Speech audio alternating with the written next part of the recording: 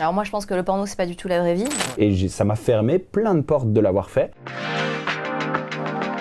Merci de nous rejoindre et merci d'être en direct sur la chaîne Twitch de Skyrock et de nous rejoindre également sur TikTok. On est partout de toute façon et puis l'émission continue même après le live. Regardez ce beau casting d'invités que j'ai avec moi ce soir en ce dimanche, quand va passer dimanche pluvieux à Paris d'ailleurs, avec Little Angel qui est avec moi pour la première fois, merci beaucoup. Oui, salut. Et Merci Bastos également. Ça va Bastos? Ouais, très bien. Bienvenue à Skyrock, t'avais une petite Merci de visite, m'avoir je t'ai invité. montré les studios Planet Rap juste avant, t'étais bien. C'est super, c'est vraiment cool, c'est comme dans les films. J'adore.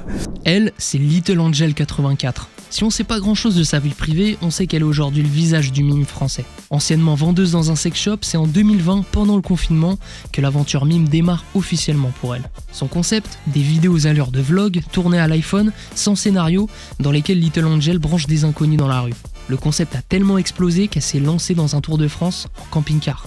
L'avantage d'être à son compte, c'est la liberté. L'inconvénient, c'est qu'il faut se renouveler. Un challenge que Little Angel est prête à relever. Présente sur OnlyFans et Mime, Little Angel, c'est aussi une boutique officielle, la Team Models, une agence qui accompagne les créatrices de contenu, des courts-métrages, une chaîne YouTube, et depuis peu, un programme qui mélange télé-réalité et porno, la Villa de Little Angel. Ils ont postulé pour participer à une télé-réalité, mais ils ne sont pas au courant qu'ils vont se retrouver avec 5 actrices porno. À quoi ressemble le quotidien de la créatrice de contenu amateur numéro 1 en France? Quels sont les risques et les revenus d'une telle activité? Extrêmement rare en interview, Little Angel répond à toutes vos questions ce soir au micro d'Emeric dans C'est réel. On va répondre à toutes les questions. Depuis qu'on a annoncé ta venue, il y a eu énormément de vues sur le teaser qu'on a publié et que tu as eu la gentillesse de nous faire. Et comme moi, tu as été choqué aussi par certains commentaires. Donc à travers les commentaires qui ont été adressés, moi je voulais vraiment démarrer et faire une mise au point là-dessus. On peut penser ce qu'on veut de ce domaine, on peut penser ce qu'on veut des personnes qui travaillent dans ce domaine, mais on peut toujours rester respectueux. C'est ce qu'on va faire. Si je reçois Little Angel ce soir, ce n'est pas un affront vis-à-vis de Skyrock, vis-à-vis de vous qui êtes en train de regarder. Et je sais que vous êtes très curieux de toutes les questions et les réponses qu'il va y avoir pendant cette émission. On l'a vu puisque le teaser a fait un carton en termes de vues, donc l'émission elle est particulièrement attendue. Donc ceux qui se cachent derrière des pseudos pour décrier sa venue, pour être insultant, Vous êtes vraiment méchant. à son égard, c'est juste irrespectueux et même ridicule parce que d'un, on sait que vous la connaissez, sinon vous ne serez pas si vénère, et de deux, vous avez sans doute des comptes à régler où vous assumez pas vis-à-vis des proches que vous... On les affiche pas non plus trop. Voilà, non mais ils le font déjà, non mais c'est contre-productif. Donc soutenez comme la plupart qui ont majoritairement évidemment liké et qui veulent en savoir plus sur toi, mais voilà, on peut rester respectueux et c'est valable également pour les commentaires qu'il va y avoir sur le chat ce soir. Vous pouvez rester respectueux et poser vos questions. Et toi aussi. Je resterai respectueux, je le promets. Tu le saurais, voilà, parce que tu voulais en parler aussi, ça t'a un petit peu choqué ce que t'as vu, c'est pour ça. Et ça m'a carrément choqué en fait. Déjà le nombre de vues dans un premier temps et puis après les quelques commentaires fort désagréables pour beaucoup finalement. Ouais, ça m'a choqué parce que je comprends pas comment c'est possible encore d'être déjà de déverser sa haine en fait sur internet de cette manière envers des gens qu'on connaît pas. Et puis de se permettre de juger ouvertement alors que finalement on ne sait pas quoi. Exactement. Voilà. Donc c'est un sujet qu'on va traiter de manière la plus intelligible, on va aussi s'amuser, passer du bon temps là-dessus, mais on compte sur vous et votre respect également, et c'est pas incompatible, donc c'est pour ça qu'il fallait faire cette mise au point juste avant. Une question plus légère, on est en No Nut November. Vous savez ce que c'est le No Nut November ou pas? Ouais. Qu'est-ce que c'est Bastos? Pendant tout novembre, on ne doit pas se masturber, c'est un défi. Alors, tu as le droit de te masturber, mais tu n'as pas le droit de jouir. Ouais, voilà. Ouais. Est-ce que tu pratiquerais le No Nut November, toi, Bastos? Ben, je l'ai déjà tenté. Alors? Ouais, j'ai déjà tenté l'abstinence totale et donc Combien de temps? masturbation exclue aussi. Et j'ai réussi à tenir de mémoire un peu plus de 15 jours. Oh, pas mal. Ouais. Tu sais que c'est pas du tout bon pour la santé. Sérieux? C'est-à-dire qu'au final, au bout d'un moment, il faut qu'il y ait absolument une évacuation de ton sperme et du coup, tu as des éjaculations nocturnes. Ah, ça m'est arrivé Voilà. aussi. Ouais. En fait, ton corps, il est obligé de vidanger quand même tu vois le. Alors, qui a inventé ce concept de dire qu'il faut pas éjaculer pendant un mois? Alors c'est pas plus bon pour un défi pour c'est un défi pour soutenir les problèmes, je crois les problèmes de santé des hommes ou un truc comme ça. Je crois que c'est ça. C'est ça. Je voulais revenir sur tes débuts, Little, parce que tout le monde a commencé à parler de toi pendant la période du Covid et du confinement, où ça a vraiment explosé. Ça a été valable également pour plein de créateurs de contenu, même dans d'autres plateformes. On parle beaucoup de TikTokers qu'on a reçus ici et qui ont explosé en 2020. Toi, c'est là que ça s'est vraiment amplifié, on va dire? Ah mais c'est là que tout a commencé. Tout a commencé. Ah oui, c'est là que tout a commencé. Et ça a été sans transition en fait. Ça a été du jour au lendemain. On m'a reconnu à mon travail et dans la rue et il n'y a pas eu de transition. Il n'y a pas eu de préparation. Il n'y a pas eu de préparation. Non. D'accord. Et t'avais pas anticipé ce succès phénoménal? Non? Non, vraiment pas. J'étais pas à la recherche de succès. Et c'est tombé comme ça. Aujourd'hui, c'est une chance, avec du recul. Ouais. Mais au départ, ça a été un peu compliqué. Et oui, il faut dire que le Covid, je crois qu'on s'ennuyait tous un petit peu. Hein, et puis on a envie de créer du contenu. Voilà. Et en fait, ça a démarré comme ça. Et puis, bon, j'ai eu la chance que ça marche pour moi. Lui, c'est Bastien, a.k.a. Bastos. Originaire d'Alsace, c'est après une école de commerce à Marseille que Bastos décolle pour les États-Unis. L'objectif, bosser dans la mode. Sur place, Bastos trouve vite un petit job dans la promotion de boîtes de nuit et il se fait vite repérer par des agences de mannequins. Si sa tête te dit quelque chose, c'est que tu l'as sûrement déjà vu dans la saison 10 de Secret Story en 2016. En 2017, c'est la saison 2 de Moundir et les apprentis aventuriers. Et en 2018, Bastos continue de se diversifier et lance sa chaîne YouTube. Au programme, de la sape, des tatouages, de la télé-réalité et du sexe. Beaucoup de sexe. Aujourd'hui, Bastos, c'est plus d'1 million de followers sur Instagram, plus d'1 million d'abonnés sur YouTube, et plus récemment, une participation à la télé-réalité X, la Villa de Little Angel. Ce soir, Bastos parle porno, influenceur et mime, au micro d'Emeric dans C'est réel. Mais qu'est-ce que t'as noté, ton observation t'a donné envie de dire ce soir, par exemple, sur ce que t'as pu voir au cœur de cet univers? Parce qu'il y a des a priori qu'on se fait, des idées qu'on se fait, d'ailleurs on est là pour en parler, mais toi, qu'est-ce que tu retiens de cette expérience? Ce que je retiens, c'est vraiment une super ambiance. Ouais. Et des gens hyper sympas. Tu vois, moi, depuis que je tourne un petit peu autour de cette industrie, d'un point de vue documentaire, tu vois, je me suis fait des amis. Je me suis fait des amis. Et tu sais, comme c'est un monde un peu parallèle, quand on n'est pas dedans, on imagine un petit peu ça comme c'est des fous, tu vois, ils sont pas normaux, ils sont différents. Ouais, c'est quelque chose qu'on C'est un peu aussi, moi, ce que j'ai pris à cœur, c'est de justement faire découvrir ces gens-là d'un autre point de vue et se rendre compte que ils sont hyper cool et que bien souvent et dans bien des domaines, je pense que le milieu dans lequel ils travaillent leur fait prendre beaucoup plus de recul et leur apporte une certaine sagesse à laquelle d'autres gens n'ont pas accès forcément, tu vois. On parle de mime et OnlyFans, pourquoi ça a explosé aussi d'après vous? Parce que on le voit maintenant, tout le monde peut accéder très facilement, pour le meilleur ou pour le pire, au porno, mais ce service qui est premium, donc ce service qui est payant, rencontre également un grand succès. D'ailleurs, il n'est pas utilisé que pour le contenu adulte, on en parle souvent, mais aussi à la base, il n'est pas fait pour ça. À la base, il est pas fait, à la base, il est fait pour tous les artistes. Exactement. Ouais. Comment ça a explosé et pourquoi ça a explosé? Pourquoi ça a explosé d'après toi? En fait, on l'a dit tout à l'heure, c'est suite au confinement, après le Covid. Il y a beaucoup de créatrices de contenu qui se sont mis sur les plateformes et qui ont lancé leur concept de vidéo, de médias privés. Et à ce moment-là, je pense que comme les gens étaient confinés et beaucoup étaient seuls, ils se sont un petit peu réfugiés là-dedans et je pense que ça a commencé comme ça. Est-ce que de la même manière dont on parle parfois de Deezer, de Spotify et Apple qui ont sauvé l'industrie musicale avec le streaming, Mime OnlyFans peut sauver les acteurs, producteurs du secteur? Peut sauver, je pense que c'est un bien grand mot. Ouais, parce que le porno, ça vivra toujours, quelle que soit la forme. Mais c'est sûr que ça l'a changé l'industrie. Par le modèle payant déjà, pouvoir aux acteurs, ça a donné le pouvoir aux créateurs, ça, tu vois, et ça permet de s'émanciper. Ça permet aux actrices de s'émanciper, de créer leur propre contenu, d'être leur propre patron ou patronne. Donc oui, dans ce sens-là, ça a changé. Sauver, je suis pas sûre. Surtout qu'on connaît les scandales qu'il y a eu autour de certaines, tu vois, de certaines productions, etc. Je vais pas citer de nom, mais on sait de quoi on parle. Bien sûr. De redonner le pouvoir aux créateurs, en fait, finalement, c'est la même chose qui se passe aujourd'hui sur toutes les plateformes, tu vois, et la télé traditionnelle finalement perd du terrain, et puis on va aller regarder un Twitch, on va aller regarder un TikTok, on va aller regarder, tu vois, et on va passer notre temps sur une plateforme qui nous correspond plus et où on a l'impression de rentrer plus dans un truc fait par les créateurs. Ouais. Et faut-il être obligatoirement, d'après vous, sex addict pour pouvoir faire du contenu pornographique? Pour en créer, tu veux dire? Bien sûr. Alors ça, j'en sais rien. Non, pour moi non. Tu peux l'être, oui, mais c'est pas nécessaire en fait. D'accord. C'est pas nécessaire pour faire du porno. Je pense qu'il faut être bien dans sa peau, faut s'assumer, être bien dans son corps, être consentant, être averti pour faire ce genre de choses. Mais sex addict, non, pas spécialement. Donc les personnes même quand on croise dans l'industrie, pour vous, ce sont des personnes qui peuvent avoir un attrait pour le genre, mais pas forcément en être, addict, c'est un mot fort. Oui, c'est un mot fort. Ouais. Je pense que quand même, il faut aimer le sexe, il faut être porté dessus. Mais après, tomber dans... Enfin, là, on parle vraiment addiction. Je suis pas sûre que ça te fasse faire des choses très sensées tout le temps. D'accord. Je pense quand même qu'il faut avoir la maîtrise et le contrôle de ce que tu fais. Ouais, Emric, là, c'est pas vraiment une question, c'est plutôt une réaction. On a Black Jumper en commentaire sur Twitch qui nous dit « Faut vraiment avoir un problème pour payer un abonnement pour voir du contenu porno, alors que ça pourrait être gratuit via des sites gratuits. » Est-ce que toi, c'est...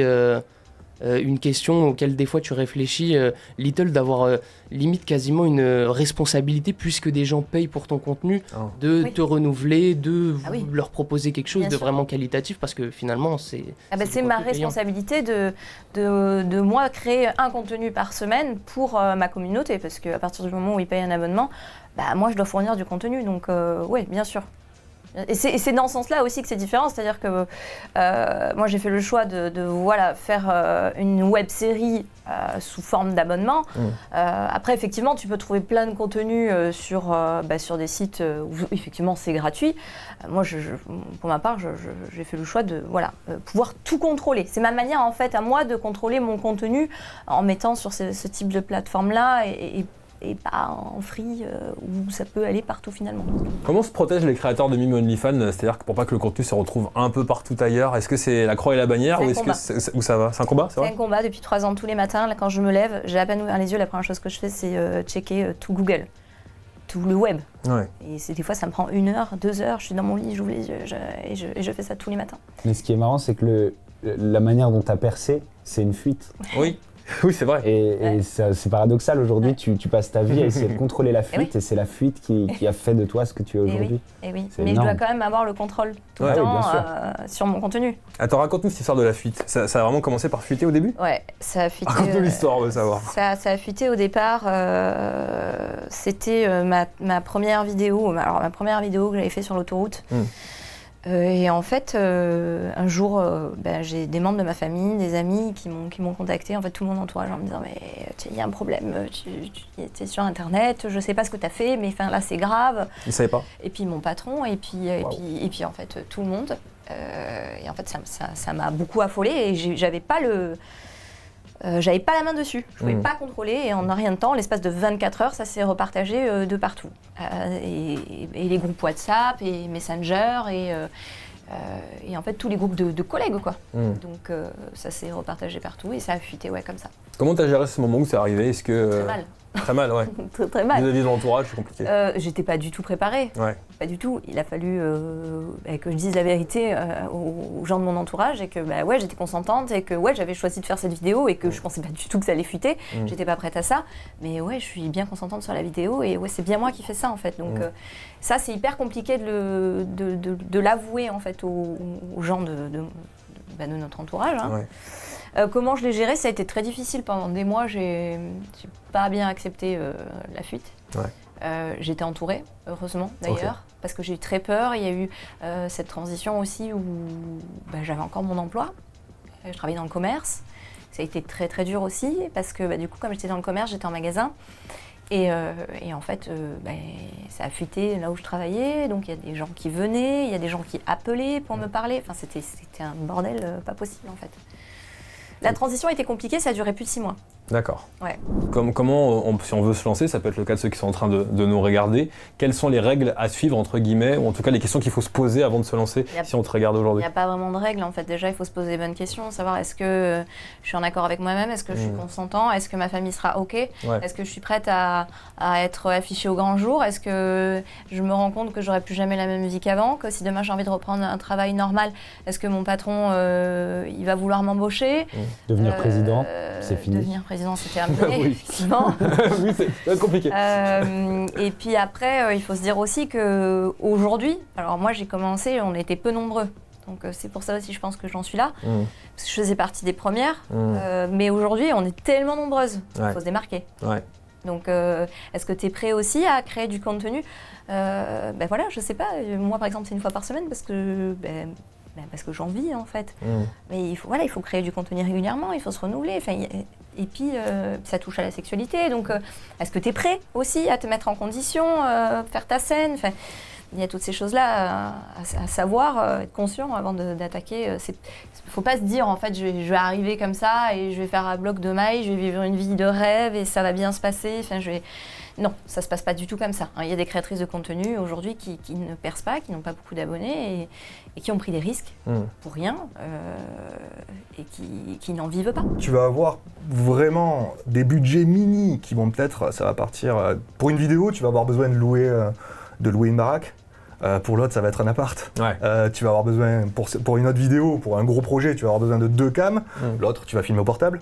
Donc en fait, c'est super variable. Gros budget, petit budget, c'est relatif, gros et petit. Je sais pas ce que tu veux dire. Est-ce que tu veux des chiffres? Voilà, ça peut être... Tu peux tourner gratuitement. D'accord. Tu peux faire une vidéo en prenant ton téléphone chez toi, voilà. Et ça te coûte rien. Okay. Juste un peu de temps. Ouais. Ou alors après, tu peux faire un truc... je sais pas, on a parlé tout à l'heure, comme la villa, où là, effectivement, tu as un staff, tu as une villa qui est louée, là, tu as un petit peu de budget, ouais. Sur la villa, par exemple, il y avait beaucoup de monde, j'imagine. Il y avait beaucoup de monde. Oui, il y avait quand même pas mal de monde. On était, 6 ou 7 dans le staff, à peu près. Ça répond à moitié à ma question, mais finalement, une équipe de prod, une équipe technique sur un tournage porno, c'est constitué de quoi, en fait? Les gens font quoi, pour ceux qui connaissent pas du tout? Maquilleur, coiffeur, ingé son, cadreur, 1 ou 2, les acteurs. Et puis peut-être après le réal pour vraiment un gros film, tu vois, de l'industrie. Tu vois, voilà. Après, encore une fois, ça dépend du projet, ça dépend de la vidéo. En fait, la question, pour répondre à l'auditrice, pas l'auditrice du coup, le viewer, pour répondre à la viewer, ça va dépendre de la vidéo dont tu me parles. Si tu veux, si tu me dis pour telle vidéo, faut quoi comme staff? Là, oui, je vais te répondre. Mais là, si tu me dis, c'est un peu relatif. Mais bon, j'espère avoir répondu. Toi, qu'est-ce qui t'a, comment t'es arrivé dans ce milieu? Ça m'intéresse aussi de savoir parce qu'Ethan on en a parlé un petit peu, on a parlé de son parcours, mais toi? Alors, je vais essayer de te résumer du coup. Ouais. Moi, j'ai commencé dans le montage. D'accord. À la base, c'était du montage dans les jeux vidéo. D'accord. Je faisais des montages pour tout ce qui était clan, guild, etc. que je gérais. J'étais à fond sur les jeux online, World of Warcraft, Overwatch, je peux citer les noms du coup. Oui, tu peux. Et je crois que ça fait, j'ai commencé il y a 15-16 ans à faire du montage, donc à maîtriser tout ce qui est logiciel. Et après, j'ai commencé à m'intéresser vraiment à la prise de vue, vraiment au cadrage, à faire moi-même mes propres productions, qu'il y a 6-7 ans. D'accord. Et à la base, j'ai fait un petit peu de tout. Je me suis lancé en tant que vidéaste parce que ça me passionnait, parce que j'aime bien le cinéma, j'aime bien le truc, j'aime bien tout ça, j'aime bien ce domaine. Et puis de vidéaste, je commençais à essayer de mettre un petit peu en avant la beauté de la femme. Donc très soft, tu vois, dans l'érotisme, vraiment un truc très soft. Je me suis inspiré de pas mal de prods qui se font en Russie surtout. D'accord. Dans les pays d'Europe de l'Est. Où vraiment, t'as des mannequins qui sont mis en avant, machin. J'essaie de faire ça un petit peu, ça a plu. J'ai commencé à avoir de la demande en tant que vidéaste, à côté de prods tout à fait publics, genre mariage, tu vois. Et vraiment, je commençais là-dedans, vraiment. J'ai fait On appelle ça la polyvalence. Mais j'ai fait mes marques. J'ai commencé vraiment en tant que vidéaste, j'allais tout seul avec ma caméra et puis en avant, événementiel. Ok. Et puis de ce côté un peu sexy, j'ai commencé à avoir des trucs un peu plus... On m'a commencé à me faire des demandes un peu plus hard. Okay. Et c'est comme ça après que j'ai eu des demandes de prod, vraiment de l'industrie, des petites prods indépendantes de ce que je peux faire quand je travaille pour Little. Et puis voilà, donc en fait, tu le veux pas. C'est pas genre, je veux rentrer dans le porno. Non. Ça te tombe dessus parce que ce que tu fais, ça plaît, ou tu es au bon endroit au bon moment, tu as le bon contact. Ouais. Voilà, c'est pas... C'est tout. Voilà comment j'en suis arrivé là. Tout à l'heure, il y a quelqu'un qui demandait comment on fait pour être acteur porno. Bonne question. Mais quelle question qui revient tout le temps. Eh oui, ça revient énormément. Et il faut la poser. Alors, quelle est votre réponse? Alors, justement, on peut la lier avec le sujet de l'émission. Ouais. Me OnlyFans. Ouais.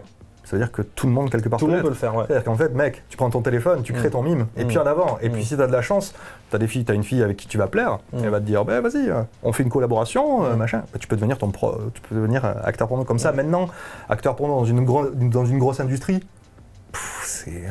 ils sont trop peu. Pour ceux qui regardent les films qui passent sur Canal, etc., ils le savent, ils voient que c'est toujours les mêmes acteurs. Ouais. Il y a un petit groupe, ils sont une dizaine, même pas. Ouais. Et puis, on va faire un petit message de prévention aussi. On ne devient pas acteur porno comme ça. Et ça se réfléchit. C'est comme ça s'applique aussi bien aux messieurs qu'aux créatrices de contenu. Oui. Tu peux pas faire ça comme ça sur un coup de tête, c'est pas possible. Acteur porno, déjà, c'est très difficile de rentrer dans le milieu. Ouais. Parce que, comme tu disais, il n'y en a pas beaucoup. Mais en plus de ça, et puis il faut s'assumer. Et puis c'est pas...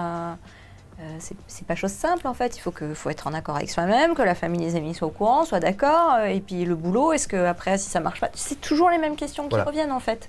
Donc voilà, il y a le comment on devient, la Little répond à est-ce qu'il le faut ? Est-ce qu'il le faut ? Ouais, voilà. Posez les bonnes questions en préambule. Est-ce que vraiment il faut ? Est-ce que vraiment tu veux ? Est-ce que c'est quelque chose qui te passionne au point de devenir acteur porno ? Ou est-ce que juste tu veux faire une petite scène comme ça avec ton actrice préférée, tu vois ? Moi j'en connais. Moi souvent j'ai ce genre de message, comment est-ce que je peux devenir, est-ce que je peux participer à une de tes prods ? Est-ce que je peux devenir acteur porno comme ça ?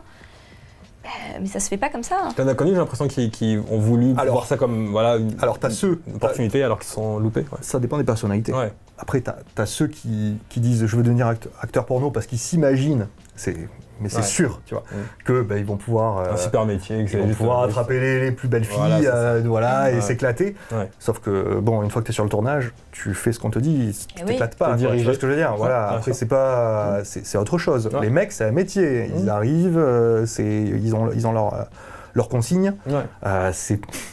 Ils prennent pas tant de plaisir que ça. Et puis, ça, il faut qu'ils sachent. Les jeunes, ce soir-là, ne croyez pas que c'est le métier de rêve. C'est un métier, justement. C'est un boulot. C'est un travail. Ne croyez pas. Je sais qu'il y a pas mal d'idées reçues comme ça.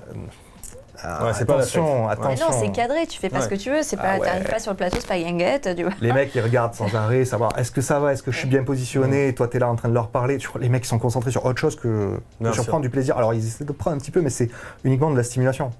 Ils essaient de prendre un petit peu de plaisir quand même. Ce que vous dites là, on entend très peu.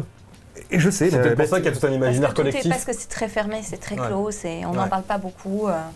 Non mais c'est bien qu'on puisse leur dire. C'est bien qu'on puisse le dire, parce que là, vous nous apportez votre expérience. Oh là là, ils croient que c'est le métier de rêve. En plus, c'est-à-dire que le mec, en plus, c'est vraiment, je pense que le métier d'acteur porno est plus difficile que le métier d'actrice porno, parce que le mec ne peut pas mentir.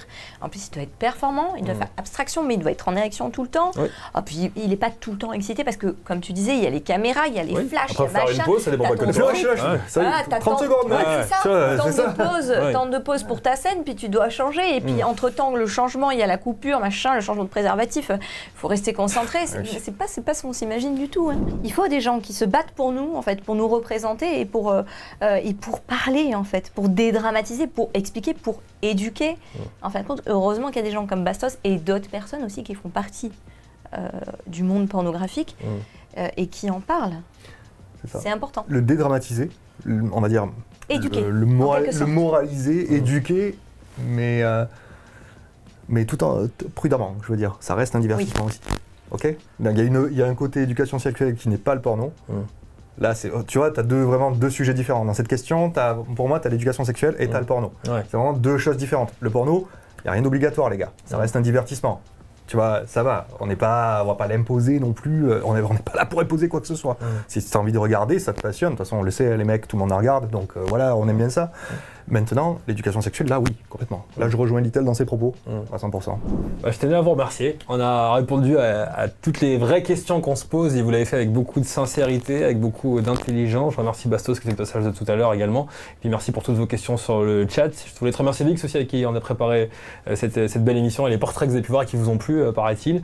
Little Angel, je leur dis, ta parole est rare, donc même si tu n'aimes pas prendre la parole, tu l'as fait ce soir, en direct. Donc voilà, pour moi, c'était aussi un exercice d'équilibriste parce qu'on marche sur les œufs. On m'a dit, faut pas faire une émission pro-porno ni anti-porno. J'espère avoir fait un truc pas ni l'un ni l'autre. Non, il n'y a pas de pro-porno. On a posé des questions. Il n'y a pas de pro-porno. Exactement. On en parle. On en parle. Voilà, on n'est pas là. Bon, on n'est pas en train de leur vendre l'idée. Et puis on découvre aussi à travers des personnalités la réalité, à savoir le divertissement, le travail, l'éthique que certains ont et la sensibilité également derrière les acteurs de l'industrie. Donc c'est pour ça que c'était utile de faire ce sujet. J'espère que vous avez pris autant de plaisir que moi à regarder ces réels. VX, ça s'est bien passé ? Ouais, écoute Aymeric, on a eu des bonnes questions. J'avais encore plein de questions à poser, mais tu connais, on peut pas toutes les. Ouais, on réabordera évidemment le sujet, mais merci beaucoup Little de nous avoir fait confiance. Merci à vous. Merci à toi Benoît, merci à Bastos qui est passé, mais merci également à toute l'équipe qui est ici. Il y a évidemment Vincent, il y a Chris qui est pas loin, il y a Oscar qui est passé, il y a Julien qui est là, qui vient d'arriver aussi à Skyrock et qui va bosser sur le récap. Merci à vous de nous avoir suivis. Les extraits seront disponibles partout. Il suffit d'aller sur Instagram, TikTok de Skyrock, Twitter, Facebook, on va inonder tout ça. Merci beaucoup les amis. Merci à toi. Merci à toi. Et puis passez une belle soirée, on va très prochainement pour un prochain CRL. Ciao ciao, merci le chat. Ciao ciao. Salut tout le monde.